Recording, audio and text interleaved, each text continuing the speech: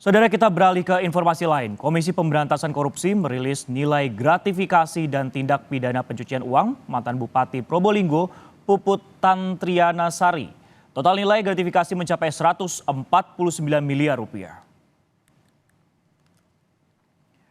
Kepala Bagian Pemberitaan KPK, Ali Fikri menyebut mantan Bupati Probolinggo Puput Tantriana Sari menyamarkan penerimaannya hingga 90 miliar rupiah melalui tindak pidana pencucian uang.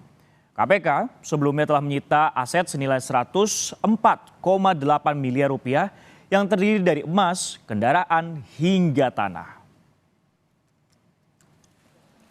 Pada 2022 lalu, KPK menetapkan pasangan suami istri, yaitu Bupati Nonaktif Probolinggo Puput Tantriana Sari dan suaminya Hasan Aminuddin yang merupakan anggota DPR dari fraksi Nasdem, yang juga pernah menjabat sebagai Bupati Probolinggo 2 periode sebagai tersangka kasus dugaan gratifikasi dan pencucian uang.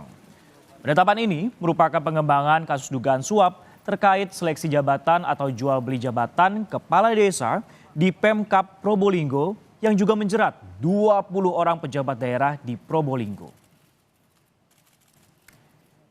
Jurnalis Kompas TV, Tifal Solesa sudah bersiap di Gedung Merah Putih KPK Jakarta. Tifal, selamat siang. Nilai gratifikasinya ini mencapai 149 miliar rupiah. TPPU-nya juga mencapai 90 miliar. Bagaimana kemudian motif gratifikasi mantan Bupati Probolinggo yang bisa Anda sampaikan, Tifal? Pengembangan kasus gratifikasi dan tindak pidana pencucian uang yang dialamatkan kepada mantan Bupati Probolinggo Puput Tantriana Sari ini bermula dari pengusutan, pendalaman hingga proses peradilan dari kasus yang sudah lebih dulu dilangsungkan untuk dirinya terkait dengan suap jual beli jabatan kepala desa di lingkungan pemerintahan Kabupaten Probolinggo tahun 2021. Saat itu dalam sejumlah bukti dan juga beberapa keterangan yang didapatkan begitu oleh KPK sampai akhirnya dibawa ke muka peradilan saat itu, diketahui bahwa Puput ini mematok tarif tertentu bagi siapapun yang kemudian ingin mendapatkan posisi sebagai pejabat kepala desa.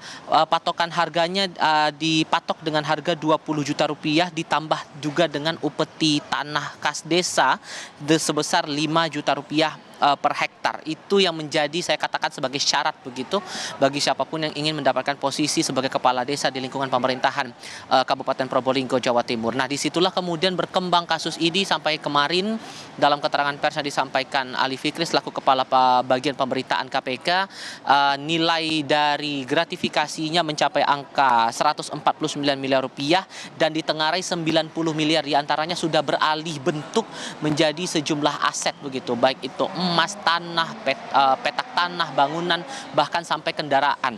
Dan ini nilai yang sejauh ini sudah ditangani oleh KPK sejauh ini.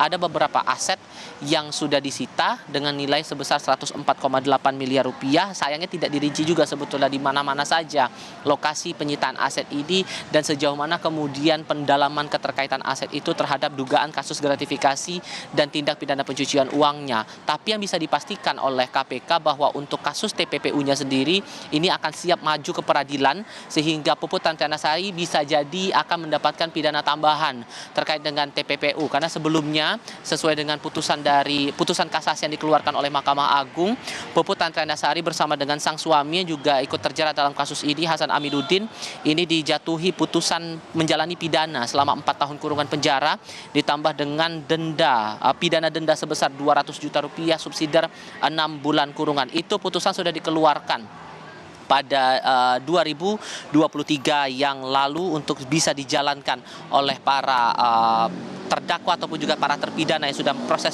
menjalani proses pidana, dan diketahui proses pidana sudah berlangsung atau sedang berlangsung di Lembaga Pemasyarakatan Kelas 1 Surabaya, Jawa Timur. Bila kemudian tindak gratifikasi plus tindak pidana pencucian ini terbukti, terlebih saya coba spesifik untuk dugaan TPPU-nya ini, kalaupun kemudian upaya pengalihan ataupun juga pengubahan dari uang hasil kejahatan ini terbukti di peradilan, maka ada jerat pidana tambahan juga yang bakal dialamatkan kepada Puput Tantriana Sari sesuai dengan Undang-Undang Tindak Pidana Pencucian Uang.